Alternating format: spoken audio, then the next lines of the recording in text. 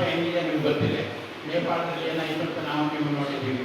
ಆ ರೀತಿ situation create ಮಾಡಬೇಕೇನೋ ನೀವು ಮತ್ತು ಯಾವುದೇ ಕಾರಣಕ್ಕೆ we want this to be sort out by the government if it is really has got some, ಈ ಸೆನ್ಸರಿ ಆರ್ಗನ್ಸ್ 1 to 6 ಇದ್ದಾವಲ್ಲ, ಆ ಸೆನ್ಸರಿ ಆರ್ಗನ್ಸ್ ಈ ಸರ್ಕಾರಕ್ಕಿದ್ದರೆ ಎಚ್ಚೆತ್ತುಕೊಂಡು ಆ ಜೊತೆಗೆ ಇದನ್ನ ಸರಿಪಡಿಸಿದರೆ ಬಹುಶಃ ನಮ್ಮ ಯೂತ್ಸ್, ನಮ್ಮ ಮುಂದಿನ ಜನಾಂಗ ಉದ್ಧಾರ ಆಗ್ತಾರೆ, ಶಾಂತವಾಗಿರ್ತಾರೆ.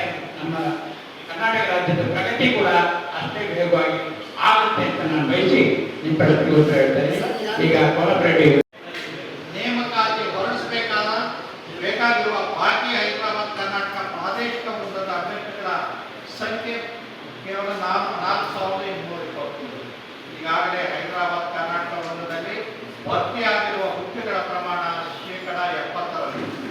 ಇತರ ಕರ್ನಾಟಕದ ನೌಕರರು 4,13,950. ಈಗಾಗಲೇ ಇತರ ಕರ್ನಾಟಕದಲ್ಲಿ ಭರ್ತಿಯಾಗಿರುವ ಹುದ್ದೆಗಳ ಪ್ರಮಾಣ 63. ನೇಮಕಾತಿಗಾಗಿ ಅರ್ಜಿ ಆಹ್ವಾನಿಸಲು ಸರ್ಕಾರದಿಂದ ಅನುಮೋದನೆಗೊಂಡಿರುವುದು 56,432. ಹೈದರಾಬಾದ್ ಕರ್ನಾಟಕ ಭಾಗಕ್ಕೆ ಅರ್ಜಿ ಆಹ್ವಾನಿಸಿರುವುದು 32,132. ಇತರ ಕರ್ನಾಟಕಕ್ಕೆ ಅರ್ಜಿ ಆಹ್ವಾನಿಸಿರುವುದು ಬರೀ 24,000. ಒಟ್ಟು 56,430 ಹುದ್ದೆಗಳು. ನೇಮಕಾತಿ ನಂತರ ಒಟ್ಟು ಸರ್ಕಾರಿ ನೌಕರ ಸಂಖ್ಯೆ 5,75,871. ನೇಮಕಾತಿಯ ನಂತರ ಹೈದರಾಬಾದ್ ಕರ್ನಾಟಕ ವೃಂದದಲ್ಲಿ 90% ನೇಮಕಾತಿಗೊಂಡಂಗಾಗ್ತದೆ. ನೇಮಕಾತಿಯ ನಂತರ ಇತರೆ ಕರ್ನಾಟಕದಲ್ಲಿ ಕೇವಲ 66.7% ಆಗ್ತದೆ. ಹೀಗೆ ಕಣ್ಣಿಗೆ ಗೋಚರವಾಗುವ ರೀತಿಯಲ್ಲಿ ಎಲ್ಲರಿಗೂ ಕಾಣುವ ರೀತಿಯಲ್ಲಿ ಅನ್ಯಾಯ ನಡೀತಾ ಇದೆ. ಈ ಅನ್ಯಾಯದಿಂದ ಈ ಭಾಗದ ಅಂದರೆ ಹೈದರಾಬಾದ್ ಕರ್ನಾಟಕ ಬಿಟ್ಟು ಉಳಿಕೆ ಭಾಗದ ಎಲ್ಲ ವಿದ್ಯಾರ್ಥಿಗಳು ನಿರುದ್ಯೋಗಿಗಳಾಗ್ತಾ ಇದ್ದಾರೆ, ಅವಕಾಶ ವಂಚಿತರಾಗ್ತಾ ಇದ್ದಾರೆ. ಎಲ್ಲರನ್ನೂ ಸಕ್ಷಮನಾಗಿ ನೋಡಬೇಕು ಸರ್ಕಾರ. ಒಬ್ಬೊಬ್ಬರನ್ನೊಂದು ರೀತಿಯಾಗಿ ನೋಡಬಾರ್ದು. 371 ಜೆ ಪ್ರಕಾರ ಅವರನ್ನು ನಿಗದಿಪಡಿಸಿರುವ ಹುದ್ದೆಗಳಿಗೆ ಯಾವುದೂ ತಕರಾರಿಲ್ಲ. ಆದರೆ ಅದನ್ನು ಒಂದು ಮಾತ್ರ ತುಂಬಿ ಉಳಿಕೆದನ್ನೆಲ್ಲ ಬಾಕಿ ಇಟ್ಟು ಉಳಿದ ಕರ್ನಾಟಕ ಸರ್ಕಾರಕ್ಕೆ ಬೇಡವೇ ಅನ್ನುವಂಥ ಆಗ್ತದೆ.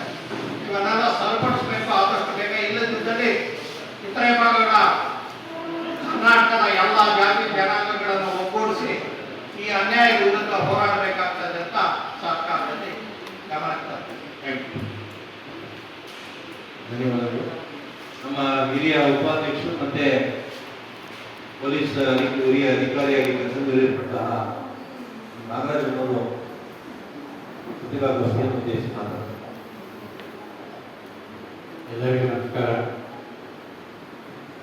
ಒಂದು ಪ್ರಶ್ನೆ ವೇದಿಕೆ ನೋಡಲು ನಿಮಗೆ ಕಾಣ್ಬೋದು.